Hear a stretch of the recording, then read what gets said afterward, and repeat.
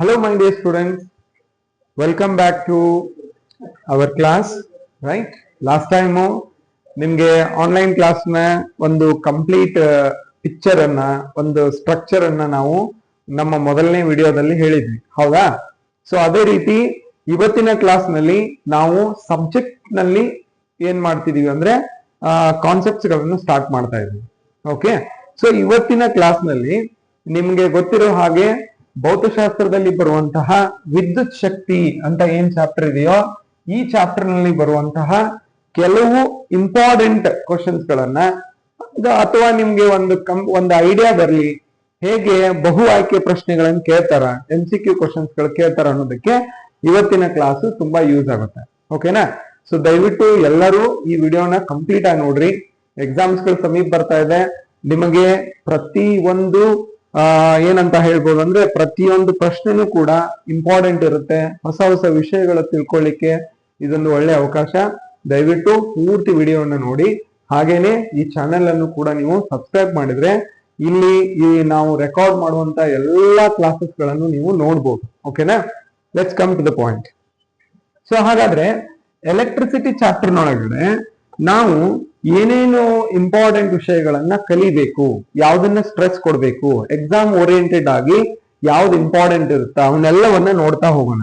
ಮೊದಲನೇದಾಗಿ ವಿದ್ಯುತ್ ಪ್ರವಾಹ ಅಂತ ಬರುತ್ತೆ, ಹೌದಾ? ವಿದ್ಯುತ್ ಪ್ರವಾಹ ಅಂದ್ರೇನು, ಇವೆಲ್ಲವುಗಳು ಈ ಒಂದು ಚಾಪ್ಟರ್ ನಲ್ಲಿ ಬರ್ತಾವ, ಹೌದಾ? ಅಂದ್ರೆ ವಿದ್ಯುತ್ ಪ್ರವಾಹ ಇಸ್ ನಥಿಂಗ್ ಬಟ್ ಏನಂದ್ರೆ ಒಟ್ಟು ವಿದ್ಯುತ್ ಆವೇಶಗಳ ಪ್ರವಹಿಸುವಿಕೆಯ ದರವನ್ನ ನಾವೇನಂತ ಕರಿತೀವಿ, ವಿದ್ಯುತ್ ಪ್ರವಾಹ ಅಂತ ಕರಿತೀವಿ. ಇದರಲ್ಲಿ ಇಕ್ವೇಶನ್ ಕೂಡ ಬರುತ್ತೆ, ಅಂದ್ರೆ ಸಮೀಕರಣನೂ ಬರುತ್ತೆ, SI ಮಾನ ಬರುತ್ತೆ, ಹೌದಾ? SI ಮಾನ ಗೊತ್ತಾ? ಆಂಪಿಯರ್ ಅಂತ ಬರುತ್ತೆ, ರೈಟ್? ಮತ್ತೆ ಅದೇ ರೀತಿ ವಿದ್ಯುತ್ ಪ್ರವಾಹವನ್ನ ಅಳೆಯುವ ಉಪಕರಣನೂ ಕೂಡ ಬರುತ್ತೆ. ಅದು ಯಾವ್ದಪ್ಪ ಅಂತಂದ್ರೆ ಆಮೀಟರ್ ಅಂತ ಹೇಳಿ. ಏನ್ರಿ? ಆಮೀಟರ್ ಅಂತ ಹೇಳಿ. ಸೊ ಈ ತರದ ವಿಷಯಗಳನ್ನ ನಾವು ಕಲ್ತಿದೀವಿ. ಜೊತೆಗೆ ಇದೇ ಚಾಪ್ಟರ್ದೊಳಗೆ ವಿಭವಾಂತರ ಅಂತಾನು ಬರುತ್ತೆ, ವಿಭವಾಂತರ ಅಂತ ಹೇಳಿ. ನಾನು ಜಸ್ಟ್ ಏನಂದ್ರೆ ಹೈಲೈಟ್ಸ್ ಹೇಳ್ತಾ ಇದ್ದೀನಿ ಅಷ್ಟೇ. ಓಕೆ, ನಮ್ಮ ಮೇನ್ ಇವತ್ತ ಕಾನ್ಸೆಪ್ಟ್ ಇರೋದು ಏನಪ್ಪಾ ಅಂದ್ರೆ ಬಹು ಆಯ್ಕೆ ಪ್ರಶ್ನೆಗಳನ್ನ ನೋಡೋದು. ಇದು ಒಂದ್ಸಲ ಏನಂದ್ರೆ ನೀವು ರೀಕಾಲ್ ಮಾಡ್ಕೊಂಡ್ರೆ ಏನೇನ್ ಕಲ್ತಿದ್ದನ್ನ ಅದ್ರ ನೆಕ್ಸ್ಟ್ ಇಲ್ಲಿ ಪ್ರಶ್ನೆಗಳಿಗೆ ಉತ್ತರ ಹೇಳಿಕೆ ನಿಮ್ಗೆ ಅನುಕೂಲ ಆಗುತ್ತೆ. ನೆಕ್ಸ್ಟ್ ಏನಪ್ಪಾ ಅಂತಂದ್ರೆ ಇದರಲ್ಲಿ ಓಮ್ನ ನಿಯಮ ಅಂತ ಬರುತ್ತೆ, ಓಮ್ಸ್ ಲಾ ಅಂತ ಕರಿತೀವಿ ನಾವು. Ohm's law very very important ನೋಡ್ರಿ. ನೀವು ಕ್ವಶನ್ ಪೇಪರ್ ನೋಡ್ರಿ, ಬಹಳ ವರ್ಷ ಈ ಒಂದು ಓಮ್ಸ್ ಲಾ ರಿಪೀಟ್ ಆಗೈತಿ. ಇಲ್ಲಿ ಓಮ್ಸ್ ಲಾಕ್ಕೆ ಇಕ್ವೇಶನ್ ಕೋಡ್ ಬರುತ್ತೆ, that is V = I × R. ಇದ್ರ ಜೊತೆಗೆ ರೋಧಕಗಳಂತ ಬರ್ತಾವ, ರೋಧಕ. ಈ ಕಾನ್ಸೆಪ್ಟ್ ಕೂಡ ನೀವು ಸ್ಟಡಿ ಮಾಡಿದೀರಾ ಅಂತ ಅನ್ಕೊಂಡಿದೀನಿ. ಈ ಚಾಪ್ಟರ್ ನಲ್ಲಿ ಇನ್ನೂ ಒಂದು ಮುಖ್ಯವಾದ ವಿಷಯವನ್ನ ಹೇಳ್ಬೇಕು ನಿಮ್ಗೆ. ಏನಪ್ಪಾ ಅಂತಂದ್ರೆ ಈ ಒಂದು ಚಾಪ್ಟರ್ದೊಳಗೆ ನಿಮ್ಗೆ ನ್ಯೂಮರಿಕಲ್ಸ್ ಗಳು ಕೇಳ್ತಾರ. ನ್ಯೂಮರಿಕಲ್ಸ್ ಅಂದ್ರೆ ಏನ್ ಹೇಳ್ರಿ, ಪ್ರಾಬ್ಲಮ್ಸ್ ಗಳನ್ನ ಕೇಳ್ತಾರ. ಗ್ಯಾರಂಟಿ ರೀ, 100% ಒಂದು ಕ್ವಶನ್ ನ್ಯೂಮರಿಕಲ್ ಕ್ವಶನ್ ಬಂದೇ ಬರುತ್ತೆ. ಬಹಳ ಸತಿ ಕೇಳಿದ್ದಾರೆ. ಸೊ ಅದ್ರ ಬಗ್ಗೆ ನೀವು ಕಾನ್ಸಂಟ್ರೇಟ್ ಮಾಡ್ರಿ. ಇದ್ರೊಳಗೆ ಲೆಕ್ಕಗಳು ಕೂಡ ಬಹಳ ಇಂಪಾರ್ಟೆಂಟ್ ಆಗ್ತಾವ. ಲೆಕ್ಕಗಳನ್ನ ಹೇಗ್ ಬಿಡಿಸ್ಬೇಕು, ಅವುಗಳಿಗೆ ಈಸಿ ಟ್ರಿಕ್ಸ್ ಗಳು ಏನು, ಅವೆಲ್ಲವುಗಳನ್ನ ನಾನು ಒನ್ ಬೈ ಒನ್ ವಿಡಿಯೋದಲ್ಲಿ ಹೇಳ್ತಾ ಹೋಗ್ತೇನೆ. ಓಕೆ, ಹಾಗಿದ್ರೆ ಇವಾಗ ಈ ಚಾಪ್ಟರ್ದ ಓವರ್ ಆಲ್ ಸ್ವಲ್ಪ ಹೇಳಿದೀನಿ ನಾನು. ಓಕೆ, ಇನ್ನೊಂದು ವಿಷಯ ಹೇಳ್ಬೇಕಂದ್ರೆ ರೋಧಕಗಳ ಜೋಡಣೆ ಅಂತ ಬರುತ್ತೆ. ಏನ್ ಬರುತ್ತ್ರಿ? ರೋಧಕಗಳ ಜೋಡಣೆ ಅಂತ ಬರುತ್ತೆ. ರೋಧಕಗಳನ್ನ ನಾವು ಎರಡು ರೀತಿಯಾಗಿ ಜೋಡಿಸಬಹುದು, ಸಮಾಂತರವಾಗಿ ಮತ್ತು ಸರಳ ರೇಖೆಯಲ್ಲಿ, ಅಂದ್ರೆ ಸೀರೀಸ್ ಮತ್ತು ಪ್ಯಾರಲಲ್ ಅಂತ ಬರುತ್ತೆ, ಹೌದಾ? ಎರಡು ವಿಧದಲ್ಲಿ ನಾವು ಜೋಡಿಸಬಹುದು. ಅಲ್ಲಿನೂ ಕೂಡ ಸಮೀಕರಣ ಬರುತ್ತೆ, ಅದ್ರ ಮೇಲೇನೂ ಕೂಡ ಅನೇಕ ಬಾರಿ ಪ್ರಶ್ನೆಗಳನ್ನ ಕೇಳಿದಾರ. ಇದು ಓವರ್ ಆಲ್ ಆಗಿ ಎಲೆಕ್ಟ್ರಿಸಿಟಿ ಚಾಪ್ಟರ್ ಅದರೊಳಗಡೆ ಬರುವಂತಹ ವಿಷಯಗಳನ್ನ ನಾವು ಈಗ ಒಂದು ರೀಕ್ಯಾಪ್ಚರ್ ಮಾಡಿದ್ವಿ, ಒಂದು ಜಸ್ಟ್ ಏನಪ್ಪಾ ಅಂದ್ರೆ ರಿವಿಷನ್ ಮಾಡಿದ್ವಿ. ಓಕೆ, ಹಾಗಿದ್ರೆ ಈಗ ನಾವು MCQ ಕ್ವಶನ್ಸ್ ಗಳಿಗೆ ಹೋಗೋಣ. ಸೊ ಇಲ್ಲಿ ನೋಡ್ರಿ, ಮೊದಲನೇ ಪ್ರಶ್ನೆ, ವಿದ್ಯುತ್ ಪ್ರವಾಹದ SI ಘಟಕ ಯಾವುದು? ಅಂದ್ರೆ SI ಮಾನ ಅಂತ ಕರಿತೀವಿ. ಘಟಕ ಅನ್ನೋದಕ್ಕಿಂತ ಮಾನ ಅನ್ನುವುದು ಸೂಕ್ತವಾದ ಶಬ್ದ. SI ಮಾನ ಯಾವುದು? ಸೊ ಇಲ್ಲಿ ಮೊದಲನೇದು ಏನಪ್ಪಾ ಅಂತಂದ್ರೆ MCQ ಕ್ವಶನ್ಸ್ ಗಳನ್ನ ಬಿಡಿಸುವಾಗ ವಿದ್ಯಾರ್ಥಿಗಳು ಗಮನಿಸಬೇಕಾದಂತ ವಿಷಯ ಏನಂದ್ರ, ಈ MCQ ಕ್ವಶನ್ಸ್ ಒಳಗ್ರಿ ನಿಮಗೆ 4 ಆಪ್ಷನ್ಸ್ ಗಳನ್ನ ಕೊಟ್ಟಿರ್ತಾರೆ. ಹೌದಾ? ಈ 4 ಆಪ್ಷನ್ಸ್ ಒಳಗೆ 2 ಆಪ್ಷನ್ಸ್ ಗಳೇನಿರ್ತಾವಲ್ಲ ಅವು ಅದಕ್ಕೆ ಸಂಬಂಧಪಟ್ಟಂಗ ಇರಂಗಿಲ್ಲ. ಅಂದ್ರೆ ಅದ್ರದ್ದು ಆ ವಿಷಯಕ್ಕೆ ಸಂಬಂಧಪಟ್ಟಂಗ ಇರಂಗಿಲ್ಲ. ಇನ್ನು 2 ಆಪ್ಷನ್ಸ್ ಗಳು ಇರ್ತಾವ, ಅವು ಬಹಳ ನಿಯರೆಸ್ಟ್ ಇರ್ತಾವ ಆ ಪ್ರಶ್ನೆಗೆ. ಆ 2ಅನ್ನ ನೀವು ಸೂಕ್ಷ್ಮವಾಗಿ ಗಮನಿಸಿ ಏನ್ ಮಾಡ್ಬೇಕ್ರಿ, ಉತ್ತರವನ್ನ ಹುಡುಕ್ಬೇಕು. ಓಕೆನಾ? ಸೊ ಇಲ್ಲಿ ಹಾಗಿದ್ರೆ ವಿದ್ಯುತ್ ಪ್ರವಾಹದ SI ಘಟಕ, SI ಮಾನ ಯಾವುದು ಅಂತಂದ್ರೆ ಇಲ್ಲಿ ವೋಲ್ಟ್ ಅಂತದ, ಆಂಪಿಯರ್ ಅಂತದ, ಓಮ್ ಅಂತದ, ವ್ಯಾಟ್ ಅಂತದ. ಇದರ ಅರ್ಥ ಏನಂದ್ರೆ ವಿದ್ಯುತ್ ಪ್ರವಾಹವನ್ನ ನೀವು ಅಳಿತಿರಲ್ಲ, ಅಳಿಲಿಕ್ಕೆ ಬಳಸುವಂತಹ SI ಮಾನ ಯಾವುದು? ಯಾವ್ದಪ್ಪ ಅಂದ್ರೆ ಆಂಪಿಯರ್. ಆನ್ಸರ್ ಏನ್ ಹೇಳ್ರಿ? ಆಂಪಿಯರ್. ಇಲ್ಲಿ ವಿದ್ಯಾರ್ಥಿಗಳು ಇನ್ನೊಂದು ದೃಷ್ಟಿಯಿಂದ ಈ ಪ್ರಶ್ನೆನ ನೋಡ್ಬೇಕು. ಏನಂತಂದ್ರೆ ನಮಗೆ ಆನ್ಸರ್ ಸಿಕ್ತು ಆಂಪಿಯರ್ ಅಂತ ಹೇಳಿ, ಮುಗೀತು ಅಂತ ತಿಳ್ಕೊಬೇಡ್ರಿ. ಇದೇ ಪ್ರಶ್ನೆಯೊಳಗನ ಮತ್ತೇನ್ ಮಾಡ್ಬೋದಂದ್ರೆ ನೀವ್ ಥಿಂಕ್ ಮಾಡ್ಬೇಕು, ಏನು ಇಷ್ಟಕ್ಕೆ ಬಿಡಬಾರ್ದ. ಹಂಗಂದ್ರೆ ಈ ವೋಲ್ಟ್ ಅಂತ ಏನ್ ಹಾಕ್ಯಾರಲ್ಲ, ಈ ವೋಲ್ಟ್ ಅಂದ್ರೆ ಏನು? ವೋಲ್ಟ್ ಯಾವ್ದ್ರ ಮಾನ? ಹಂಗ ನೀವು ನಿಮ್ಮಷ್ಟಕ್ಕೆ ನೀವ ಏನ್ ಮಾಡ್ಕೋಬೇಕು, ಪರ್ಸನಲಿ ಒಂದು ಇಂಟ್ರಾಸ್ಪೆಕ್ಷನ್ ಮಾಡ್ಕೋಬೇಕು. ಅಂದ್ರೆ ನಿಮ್ಗೊಂದು ಐಡಿಯಾ ಬರ್ತೈತಿ. ಇಲ್ಲ ಇದು ನೋಡ್ರಿ, ವೋಲ್ಟ್ ಅಂತ ಇದಲ್ಲ, ಇದು ವೋಲ್ಟ್. ವೋಲ್ಟ್ ಏನ್ರಿ? ನಿಮ್ಗೆ ಗೊತ್ತಿರ್ಬೋದು, ವಿಭವಾಂತರ ಅಂತ ಬರುತ್ತೆ. ಈ ವೋಲ್ಟ್ ಅನ್ನೋದೇನದಲ್ಲ, ವಿಭವಾಂತರ ಅಂತ ಬರುತ್ತೆ. ವಿಭವಾಂತರವನ್ನ ಅಳೆಯುವ SI ಮಾನ ಯಾವುದಂದ್ರೆ ವೋಲ್ಟ್. ಇನ್ನ ಓಮ್ ಅಂತ ಬರುತ್ತೆ. ಈ ಓಮ್ ಅಂದ್ರೆ ಏನಪ್ಪಾ ಅಂತಂದ್ರೆ ರೋಧಕ ಅಥವಾ ರೋಧ ಅಂತ ಬರುತ್ತಲ್ಲ, ಆ ರೋಧವನ್ನ ಅಳೆಯುವ SI ಮಾನ. ವ್ಯಾಟ್ ಅಂತ ಬರುತ್ತಾ, ವಿದ್ಯುತ್ ಸಾಮರ್ಥ್ಯ. ವಿದ್ಯುತ್ ಸಾಮರ್ಥ್ಯ. ನೋಡ್ರಿ, ಒಂದು ಪ್ರಶ್ನೆದೊಳಗೆ ಇಷ್ಟೆಲ್ಲ ವಿಷಯಗಳನ್ನು ತಿಳ್ಕೋಬಹುದು. ಹೌದಾ? ಸೊ ಹಾಗಿದ್ರೆ ವಿದ್ಯುತ್ ಪ್ರವಾಹವನ್ನ ಅಳೆಯುವ ಏಕಮಾನ ಯಾವುದು ಅಂತಂದ್ರೆ ಆಂಪಿಯರ್ ಆಗಿರುತ್ತೆ. ಕ್ಲಿಯರ್ ಆಯ್ತಾ? ನೆಕ್ಸ್ಟ್, ಇದು 2ನೇ ಪ್ರಶ್ನೆ. ಇದು ಎಷ್ಟು ಇಂಟ್ರೆಸ್ಟಿಂಗ್ ಅದ ನೋಡ್ರಿ. ವಿದ್ಯುತ್ ಪ್ರವಾಹವನ್ನ ಅಳೆಯಲು ಬಳಸುವ ಉಪಕರಣ ಯಾವುದು? ನೀವು ಏನ್ ಮಾಡ್ಬೇಕ್ರಿ ಅಂದ್ರ ಈ ಪಾಠದೊಳಗೆ ಬರುವಂತಹ ಟೋಟಲ್ ಅಂದ್ರೆ ಎಲ್ಲಾ ಉಪಕರಣಗಳ ಲಿಸ್ಟ್ ಅನ್ನ ನೀವು ಮಾಡ್ಕೊಂಡ್ಬಿಟ್ರೆ ಬಹಳ ಬೆಸ್ಟ್. ಯಾವ್ಯಾವ ಉಪಕರಣಗಳು ಯಾವ್ಯಾವ್ದಕ್ ಬಳಕೆ ಆಗ್ತತಿ ಅಂತ. ಅದರಲ್ಲಿ ಈ ಪ್ರಶ್ನೆಯೊಳಗೆ ಏನ್ ಕೇಳಾರಂದ್ರ ವಿದ್ಯುತ್ ಪ್ರವಾಹವನ್ನ ಅಳೆಯುವ ಉಪಕರಣ ಯಾವುದು? ಇಲ್ಲಿ ನೀವು ಗಮನಿಸಬೇಕಾದ ವಿಷಯ ಏನಂದ್ರ ಈ ವೋಲ್ಟ್ ಮೀಟರ್ ಮತ್ತೆ ರಿಯೋಸ್ಟಾಟ್ ಇವು ಎರಡು ಈ ಪ್ರಶ್ನೆಗೆ ಉತ್ತರ ಅಲ್ವೇ ಅಲ್ಲ. ಇನ್ನೊಂದು ಇಂಟ್ರೆಸ್ಟಿಂಗ್ ಏನಂದ್ರ ಇವು 2ರಲ್ಲಿ ನಮ್ಮ ಉತ್ತರ ಅದ. ಎಷ್ಟು ಮಜಾ ಇದೆ ನೋಡ್ರಿ, ಕ್ವಶನ್ ಎಷ್ಟು ಟ್ವಿಸ್ಟ್ ಮಾಡಿದಾರಂತ. ಎಷ್ಟು ನೀವು ಥಿಂಕ್ ಮಾಡ್ಬೇಕಂದ್ರ ಗ್ಯಾಲ್ವನೋಮೀಟರ್ ಅಂತ ಏನದಲ್ಲ, ಇದು ವಿದ್ಯುತ್ ಪ್ರವಾಹದ ಇರುವಿಕೆಯನ್ನ ತೋರಿಸುವಂತಹ ಉಪಕರಣ. ಅದರಲ್ಲಿ ಕರೆಂಟ್ ಅದನ್ನ ಇಲ್ಲ ಅಂತ ಹೇಳಿ. ಅಮೀಟರ್ ಅಂತ ಏನದಲ್ಲ, ಇದು ಆ ವಿದ್ಯುತ್ ಪ್ರವಾಹ ಎಷ್ಟು ಆಗಾಕತ್ತೈತಿ, ಎಷ್ಟು ಪ್ರಮಾಣದಲ್ಲಿ ವಿದ್ಯುತ್ ಪ್ರವಾಹ ಹರಿತಾ ಇದೆ ಅನ್ನೋದನ್ನ ಅಳಿಲಿಕ್ಕೆ ಬಳಸುವಂತ ಉಪಕರಣ. ಹಾಗಿದ್ರೆ ನಿಮ್ಮ ಆನ್ಸರ್ ಯಾವ್ದು ಹೇಳ್ರಿ? ಅಮೀಟರ್. ಕ್ಲಿಯರ್ ಆಯ್ತಾ? ಹೀಗೆ ನೀವು ಥಿಂಕ್ ಮಾಡ್ಬೇಕು. ನೋಡ್ರಿ, 2 ಉತ್ತರಗಳಿದಾವಲ್ಲ ಅವುಗಳು ರಾಂಗ್, ಕಂಪ್ಲೀಟ್ಲಿ ರಾಂಗ್. ಇವ್ 2ರಲ್ಲಿ ನೀವು ಏನ್ ಮಾಡ್ಬೇಕು, ವಿಚಾರ ಮಾಡಿ ಆಪ್ಷನ್ ಅನ್ನ ಸೆಲೆಕ್ಟ್ ಮಾಡ್ಬೇಕು. ಹಾಗಾದ್ರೆ ಇದರಲ್ಲಿ ಇನ್ನೊಂದು ಕ್ವಶನ್ ಏನ್ ಬರುತ್ತಂದ್ರೆ ವೋಲ್ಟ್ ಮೀಟರ್ ಯಾವ್ದಕ್ ಬರುತ್ತೆ, ಯಾವ್ದಕ್ ಉಪಯೋಗ ಆಗುತ್ತೆ? ಎಸ್, ನಿಮ್ಮ ಗೆಸ್ ಏನ್ ಮಾಡಿರಲ್ಲ ಅದು ಕರೆಕ್ಟ್ ಐತಿ. ಅದು ಎದಕ್ ಬರುತ್ತೆ ಅಂದ್ರೆ ವಿಭವಾಂತರವನ್ನ ಅಳಿಲಿಕ್ಕೆ ನಾವು ಏನ್ ಮಾಡ್ತೀವಿ, ವೋಲ್ಟ್ ಮೀಟರ್ ಅನ್ನ ಬಳಸ್ತೀವಿ. ಹಾಗೆ ಗ್ಯಾಲನೋಮೀಟರ್ ಕೂಡ ಹೇಳಿದೀನಿ. ರಿಯೋಸ್ಟಾಟ್ ಅಂತ ಬರುತ್ತಾ, ಇದು ಏನಪ್ಪಾ ಅಂತಂದ್ರ ರೋಧ ಹೆಚ್ಚು ಕಮ್ಮಿ ಆಗ್ತಾ ಇರುತ್ತ, ವೇರಿಯೇಷನ್ ಆಗ್ತಾ ಇರುತ್ತ. ಅದನ್ನ ಅಳಿಲಿಕ್ಕೆ ಕೂಡ ನಾವು ಏನ್ ಮಾಡ್ತೀವಿ, ರಿಯೋಸ್ಟಾಟ್ ಅನ್ನ ಯೂಸ್ ಮಾಡ್ತೀವಿ. ಹೀಗೆ ಬೇರೆ ಬೇರೆ ಉಪಕರಣಗಳನ್ನ ಯಾವ್ಯಾವ್ದಕ್ ಬಳಸ್ತೀವಿ ಅನ್ನುವ ಸ್ಪಷ್ಟತೆ ನಿಮ್ಗೆ ಇದ್ರೆ ಕರೆಕ್ಟ್ ಆದ ಆಪ್ಷನ್ ನಿಮ್ಗೆ ಬರುತ್ತೆ. ಇನ್ನು next very important concept, Ohm ನ ನಿಯಮ, ಓಮ್ಸ್ ಲಾ ಅಂತ ಬರುತ್ತೆ. ಬಹಳ ಜನ ಸ್ಟೂಡೆಂಟ್ಸ್ ಏನ್ ಮಾಡ್ತಾರೆ ಅಂದ್ರೆ ಓಮ್ಸ್ ಲಾನ ಬಹಾಟ್ ಮಾಡಕ್ ಹೋಗ್ತಾರೆ. ಬಟ್ ಇದನ್ನ ಬಹಾಟ್ ಮಾಡುವಷ್ಟು ಏನು ಟಫ್ ಇಲ್ಲ ಇದು. ಹೌದಾ?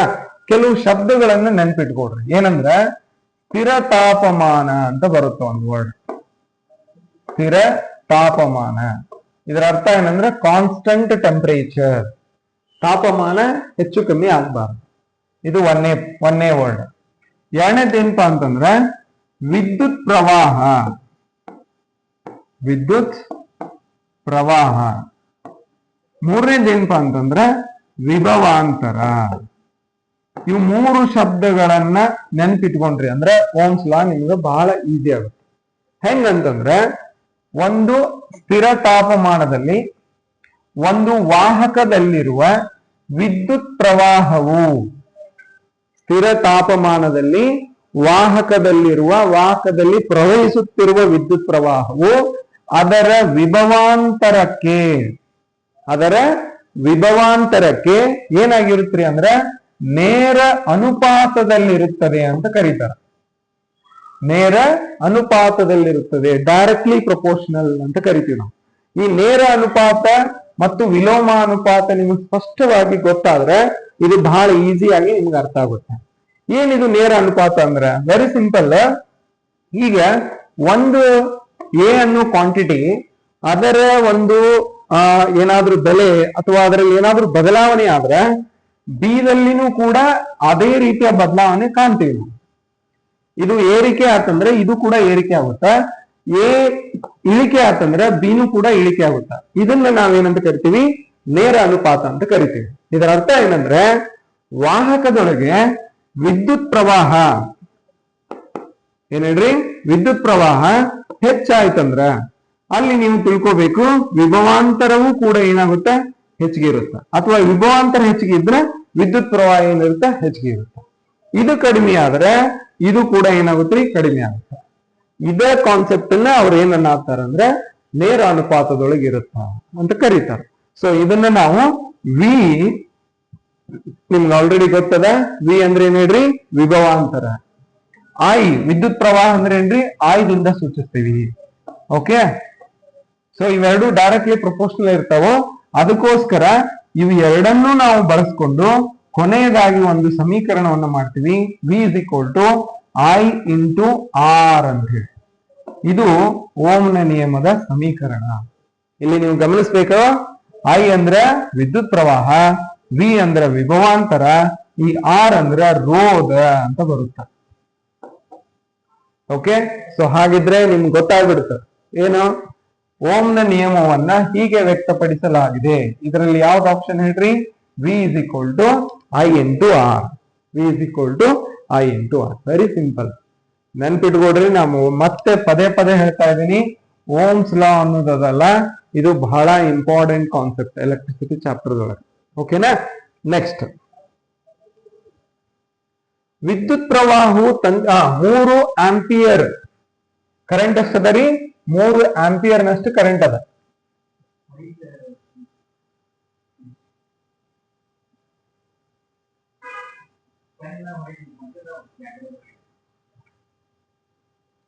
ಸೊ ಇಲ್ಲಿ ಗಮನಿಸಬೇಕಾದಂತದ್ದು ಏನಂದ್ರೆ ಕರೆಂಟ್ ಎಷ್ಟದ ಹೇಳ್ರಿ, 3 ಆಂಪಿಯರ್ ಕೊಟ್ಟಾರ.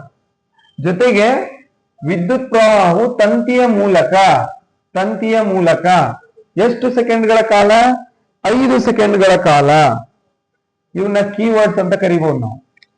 ಇಲ್ಲೇನ್ ನಾವು ಅಂಡರ್ಲೈನ್ ಮಾಡತ್ತೀವಲ್ಲ, ಇವು 5 ಸೆಕೆಂಡ್ಗಳ ಕಾಲ ಹರಿಯುತ್ತಿದ್ದರೆ ಒಟ್ಟು ಆವೇಶಗಳು, ಇಲ್ಲಿ ಚಾರ್ಜ್ ಅಂತ ಬಳಸ್ಯಾರ, ಆ ವರ್ಡ್ ಅನ್ನ ಯೂಸ್ ಮಾಡೋದಕ್ಕಿಂತ ನಾವು ಆವೇಶಗಳು ಅಂತ ಕರಿಬೇಕ, ರೈಟ್. ಒಟ್ಟು ಚಾರ್ಜ್ಗಳು ಎಷ್ಟು ಅಂತ ಕೇಳ್ಯಾರ.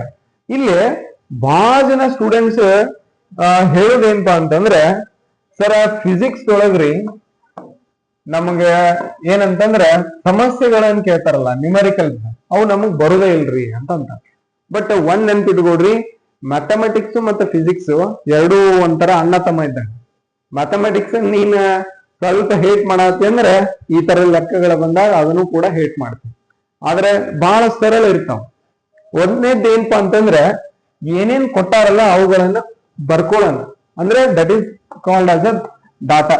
ದತ್ತಾಂಶ ಏನೇನ್ ಕೊಟ್ಟಾರಲ್ಲ ಅದನ್ನ ನಾವು ನೋಡೋಣ. ಮೊದಲು ಕರೆಂಟ್ ಕೊಟ್ಟಾರ, that is I. I is equal to ಎಷ್ಟದ ರೀ, 3 ಆಂಪಿಯರ್ ಅದ. ಫೈನ್.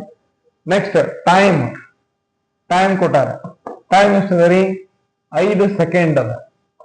ಫೈನ್. ನೆಕ್ಸ್ಟ್ ಚಾರ್ಜ್ ಅಂದ್ರ ಕ್ಯೂ ನಮ್ಗೆ ಗೊತ್ತಿಲ್ಲ.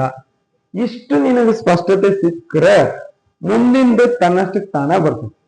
ಹಂಗಂದ್ರೆ ಇವು ಮೂರನ್ನು ನೋಡಿದಾಗ ಇದು ಎದಕ್ಕೆ ಸಂಬಂಧಪಟ್ಟಿದ್ದು ಅಂತಂದ್ರೆ ವಿದ್ಯುತ್ ಪ್ರವಾಹಕ್ಕೆ ಸಂಬಂಧಪಟ್ಟಿದ್ದು. ಹಾಗಾದ್ರೆ ಅದರ ಸಮೀಕರಣ ಏನು? I is equal to Q by T ಅಂತ ಹೇಳಿ.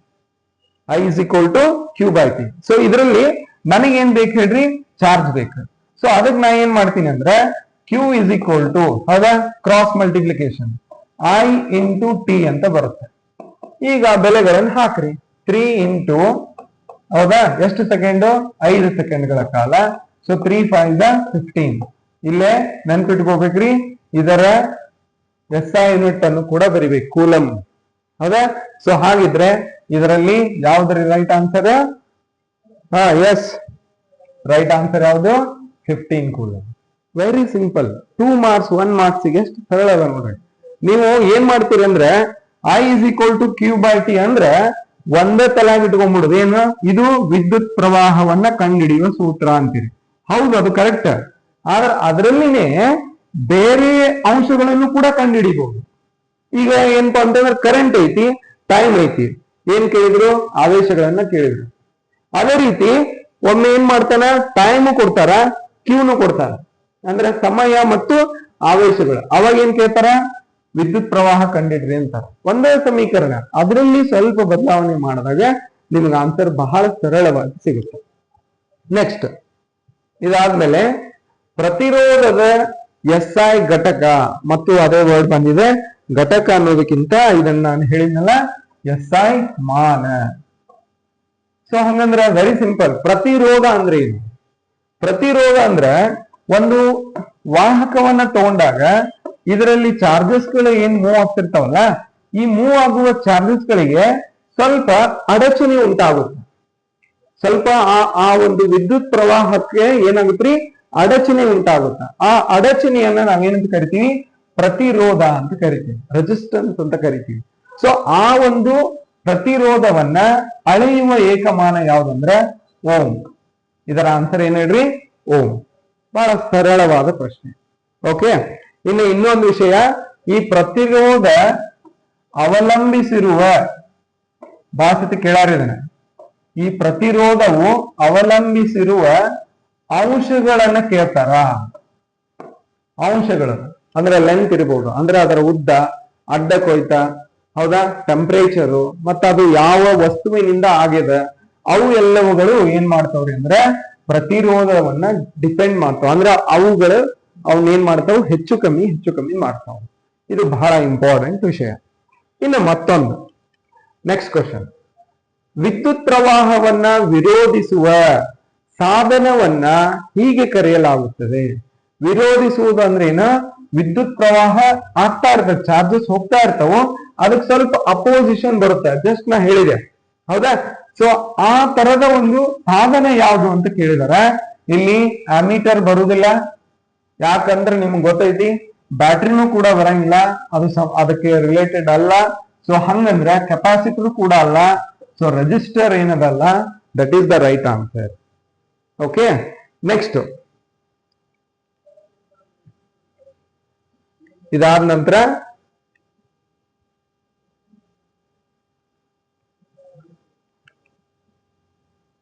ಸೊ ಇಷ್ಟು 7 ಪ್ರಶ್ನೆಗಳನ್ನ ನಾವು ಏನ್ ಮಾಡಿದೀವಿ ಅಂದ್ರೆ ಎಲೆಕ್ಟ್ರಿಸಿಟಿ ಚಾಪ್ಟರ್ ದಲ್ಲಿ ಮಾಡಿ MCQ ಕ್ವಶನ್ಸ್ ಗಳನ್ನ ಬಿಡಿಸಿದೀವಿ.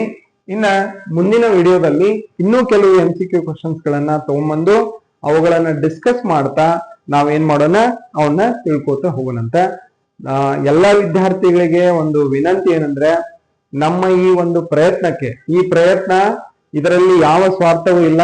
ನಮ್ಮ ಕರ್ನಾಟಕದ ಬೇರೆ ಬೇರೆ ಎಲ್ಲಿ ಸಣ್ಣ ಪ್ರದೇಶಗಳಲ್ಲಿ, ಗ್ರಾಮೀಣ ಪ್ರದೇಶದಲ್ಲಿರುವಂತಹ ವಿದ್ಯಾರ್ಥಿಗಳೇನಿದಾರಲ್ಲ, ಅವರೆಲ್ಲರಿಗೂ ಕೂಡ ಅವರ ಫಲಿತಾಂಶ ಸುಧಾರಣೆಗೋಸ್ಕರ ನಾವು ಏನ್ ಮಾಡ್ತಾ ಇದೀವಿ? ಈ ಪ್ರಯತ್ನ ಮಾಡ್ತಾ ಇದೀವಿ.